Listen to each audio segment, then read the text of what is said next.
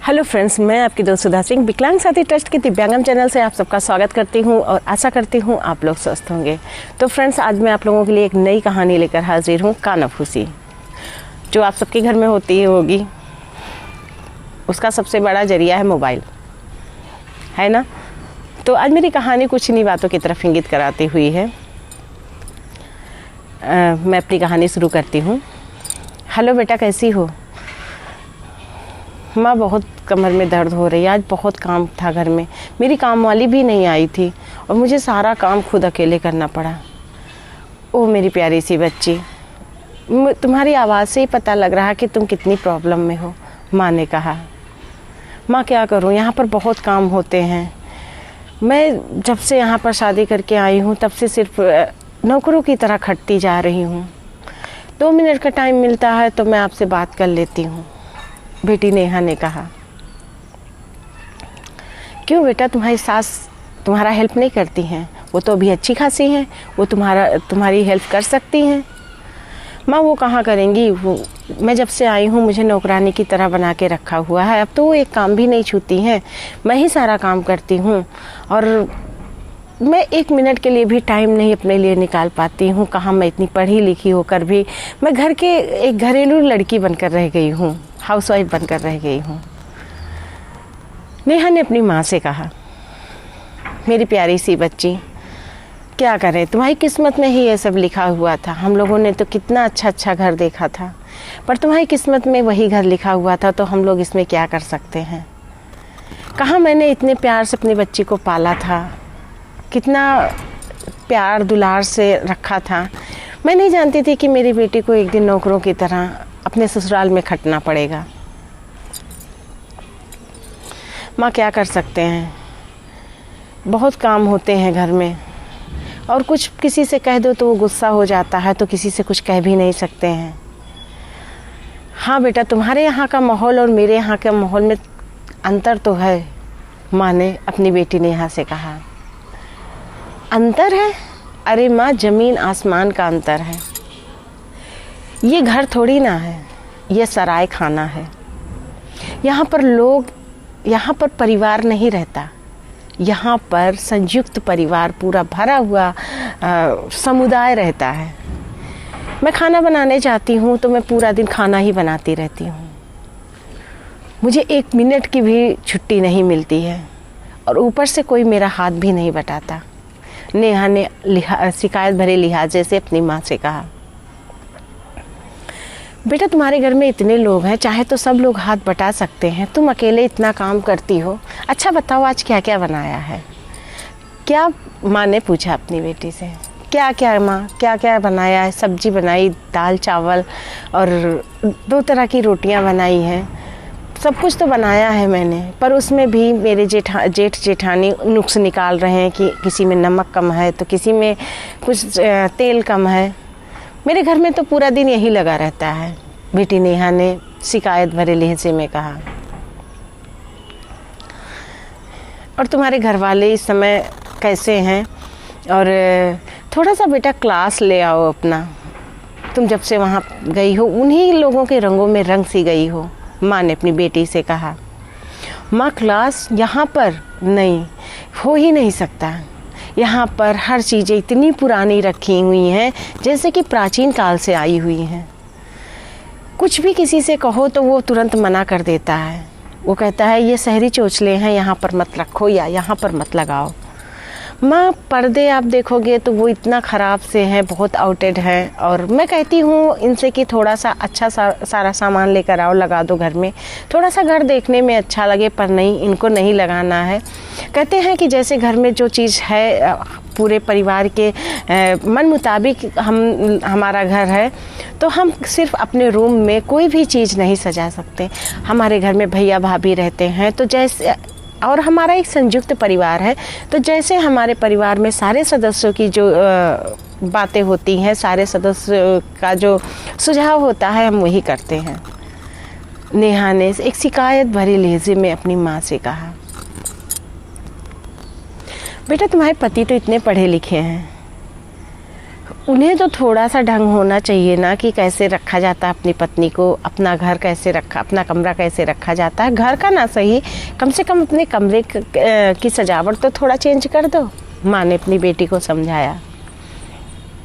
माँ कुछ नहीं कर सकते हैं, ये परिवार है, यहाँ पर आप कुछ भी आप अपनी बीबी के लिए नहीं ला सकते हो। आप लोगों ने कहाँ लाकर मुझे बोर दिया। बेटी नेहा ने अपनी माँ से शिकायत भरे लहजे में कहा। बेटा क्या करें, तुम्हारी किस्मत में शायद वही था। तुम्हारा पति कमा रहा था तो हम लोगों को लगा कि ये तुमको ले जाकर अलग कहीं रहेगा और कहाँ ये तुमको घर पे रहना है, इस वजह से हमने तुम्हारी शादी कर दी। माँ ने अपनी बेटी को समझाते हुए कहा। माँ बेटी में बहुत देर तक बातें होती रही। नेहा ने बहुत सारी शिकायतें अपनी माँ से की और माँ ने उसे समझाने के बजाय उसकी माँ उसे भड़काती रही। ये सारी बातें उसकी सास कुछ करने जा रही थी बाहर, तो उन्होंने जाते जाते सुना कि उनकी बहू अपने ससुराल की बहुत बुराई कर रही है। उन्हें थोड़ा सा बुरा लगा, पर उन्होंने सोचा कि आजकल की लड़कियां कैसे हैं, अपने ससुराल की हर बात बताती हैं मायके में। एक ज़माना था जब हम लोग घर में कुछ भी हो जाए, सास ननद में कुछ भी हो जाए, हम लोग कभी किसी से कुछ नहीं कहते थे। और आजकल की लड़कियां हर बात अपने मायके में बताती हैं। वो ये भी नहीं सोचती कि छोटी छोटी बातें करने से उनके ससुराल की बेइज्जती होगी। हमारे माँ बाप हमें सिखाते थे कि ससुराल की इज़्ज़त अलग होती है, मायके की इज़्ज़त अलग होती है। ना कभी ससुराल की बातें मायके में कहना चाहिए, ना कभी मायके की बातें ससुराल में कहना चाहिए। और हम लोगों ने हमेशा वो धर्म निभाया। पर आजकल के बच्चे हर छोटी छोटी बात अपने घर वालों, अपने मायके वालों से बता देते हैं।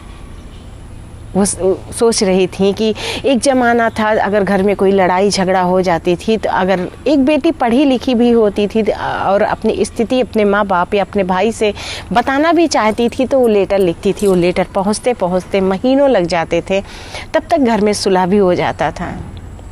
अब तो आजकल कोई भी छोटी सी बात होती है तो तुरंत जो है एक बेटी अपने माँ को फ़ोन मिला देती है कि आज मेरे घर में ये हुआ, मेरे घर में आज क्या बना हुआ है, मेरे घर में आज किसने क्या कहा है। ये छोटी छोटी बातें बच्चे आज कल अपने मायके में बता देते हैं, जिससे छोटी छोटी बातें बड़ी बनकर बच्चों की ज़िंदगी में तबाही मचा देती है। उनकी सास सोच रही थी मैं एक दिन अपनी बहू से बात ज़रूर करूँगी। इसी बीच नेहा और उसके पति में को किसी बात को लेकर खटपट हो गई, जिसकी वजह से नेहा ने जब अपनी माँ से बताया तो नेहा की माँ ने अपने दामाद को फ़ोन लगा दिया। उन्होंने उसके घर वालों की शिकायत की और कहा कि बेटा मैंने तुम्हें अपनी बेटी सौंपी है और तुम मेरी बेटी का ख्याल नहीं रख रहे हो। तुम चाहते तो तुम अलग रूम लेकर रह सकते थे। इस पर नेहा का पति काफ़ी गुस्सा हो जाता है और काफ़ी दोनों के बीच में काफ़ी लड़ाइयाँ हो जाती हैं। नेहा ये बात समझ नहीं पाती कि जो बातें पति पत्नी के बीच होनी चाहिए वो बातें अपनी माँ से क्यों बता रही है। वो बातें अगर माँ तक पहुँचेंगी तो वो बातें फिर और ज़्यादा बढ़ेंगी। दोनों की अक्सर लड़ाई हो जाती थी। उसकी सास मौका ढूंढ रही थी कि किसी तरह वो अपनी बहू को समझाएं कि वो जो भी कर रही है वो गलत कर रही है। इसी बीच एक दिन उनकी बेटी का फ़ोन आता है। वो अपनी बेटी से बात कर रही होती हैं, तभी नेहा देखती है कि उसकी सासू माँ अपनी बेटी से बात कर रही हैं तो ज़रूर वो उसकी बुराई कर रही होंगी। ये सोचकर वो जाकर एक दीवार के किनारे खड़ी होकर वो बातें सुनने लगती है, जहाँ पर नेहा की सासू माँ अपनी बेटी को समझाती हैं। वो कहती है कि बेटा तुम हर रिश्ते में लड़ाई होती है, किस रिश्ते में लड़ाई नहीं होती है इसका यह मतलब तो नहीं कि तुम हर छोटी बड़ी बातें हमसे आके कहो। मैंने तुम्हें ज़िंदगी में खुद लड़ना सिखाया है और अगर तुम आज यहाँ होती और मैं तुम्हें डांट देती तो क्या तुम मेरी शिकायत किसी और से करती? नहीं करती ना। तो वो तुम्हारी सासू माँ है, अगर उन्होंने तुम्हें कुछ कह दिया है तो शायद तुम्हारे भले के लिए कहा है। तुम उनकी दुश्मन नहीं हो जो तुम उनकी हर बात को मुझसे बता रही हो। मैंने तुम्हें ये संस्कार नहीं दिए हैं कि तुम अपने ससुराल की हर बातें मुझसे कहो। उनकी बेटी कुछ बुराइयां करती हैं अपनी सासू की, तो वो उसे समझाते हैं कि बेटा ये सब चीज़ें गलत बात है, तुम्हें अभी बहुत कुछ सीखना है, और अगर मैं तुम्हारी प्रथम गुरु हूँ तो तुम्हारी सास ने अपनी पूरी गृहस्थी तुम्हारे हाथ में दिया है। वो तुम्हें अगर कुछ कह रही हैं, कुछ समझा रही हैं तो तुम्हारे भले के लिए समझा रही हैं, क्योंकि वो चाहती हैं कि कल तुम अपनी गृहस्थी को बहुत अच्छे से संभालो। मैंने तुम्हें ये संस्कार दिया है कि तुम जहाँ जाओ कुछ नया सीखो, तुम डांट से या गुस्से से किसी के मत घबराओ। और बेटा मैंने तुम्हें ये भी शिक्षा दिया है कि एक ससुराल की इज्जत होती है।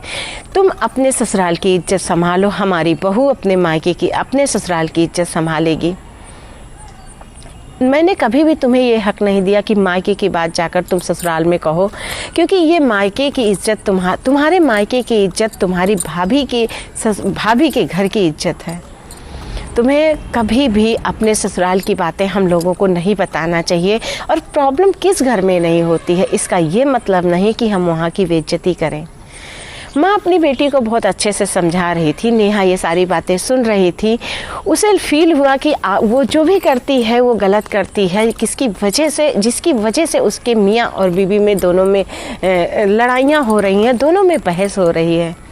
वो मन में प्रण करती है कि अब वो ऐसा कुछ नहीं करेगी, और वो अपने आप को भी कोसती है कि आज वो अपनी सास को कितना गलत समझ रही थी कि उसकी सास उसकी सिर्फ बुराई कर रही होंगी, पर उन्होंने तो एक बार भी उसकी बुराई नहीं की।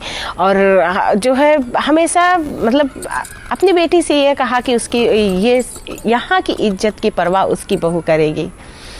तो ये सारी बातें वो सोच रही थी। वो चुपचाप से अपने रूम में आती है, अपने पति से सॉरी बोलती है और अपनी सास के पास जाती है, वहाँ उन्हें गले लगाती है। तो उसकी सास समझ नहीं पाती कि उनकी बहू को क्या हो गया है, पर नेहा यहाँ पर एक प्रण करती है कि वो कभी भी अब छोटी मोटी बातें अपनी माँ से नहीं बताएगी, और बताएगी भी तो अगर उसकी माँ ने, क्योंकि वो उसकी माँ नहीं जानती कि उनके घर में क्या चीज़ें हैं, क्या चल रहा है, क्या कैसे है। तो उनकी माँ जो उनकी बेटी बताती है वही चीज़ें समझ रही हैं।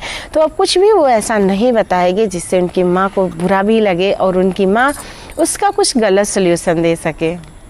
तो फ्रेंड्स, मेरी ये कहानी कानाफूसी यहीं पर ख़त्म होती है। नेहा समझ जाती है, शायद आप लोग भी समझ जाइए। आप अपने यहाँ अपने मायके ससुराल की तो बात ही छोड़िए, आपसे अगर कोई कुछ बात कहता है तो ज़रूरी नहीं आप वो किसी तीसरे को बताएं। और रही बात ससुराल की या मायके की, तो हमें कभी भी मायके की बात ना ससुराल में करनी चाहिए, ना ससुराल की बातें मायके में करनी चाहिए, क्योंकि दोनों जगह का अलग अलग वातावरण होता है। तो ज़रूरी नहीं अगर हमने मायके में आराम किया है तो ससुराल में आके हमें वही आराम या वही सुख सुविधा मिले, या मायके में हमने कष्ट सहा है। कुछ लड़कियां होती हैं मायके में कष्ट रहती हैं, ससुराल में अगर सुख सुविधा है तो वहाँ पर आकर वो जब भी ससुराल से मायके में जाएंगी वो खुद को इतना एडवांस दिखाएंगी कि हाँ उन्हें तो अपने ससुराल में ऐसे वो रहती हैं तो यहाँ मायके में क्यों रहें। ये गलत बात है। वो आपका मायका है, वो जैसा भी है वो अच्छा है, और ये जो ये आपका ससुराल है, वो जैसा भी है वो उसको आपको सही करना है। तो आप लोग उसको सही करिए, उसकी बुराई मत करिए, चाहे मायका हो चाहे ससुराल हो। और मोबाइल से कानाफूसी तो प्लीज़ मत कीजिए, बहुत से घर बिगड़ जाते हैं इससे। तो प्लीज़ समझने की कोशिश कीजिए, कानाफूसी करिए लेकिन घर की बुराई नहीं करके नहीं। तो अगर मेरी कहानी पसंद आती तो please like comment and share कीजिएगा, और फिर मैं आप लोगों से मिलती हूँ नई कहानी के साथ। पर थोड़ा सा व्यू बढ़ाने में मेरी मदद तो कर दीजिए प्लीज़। Okay bye.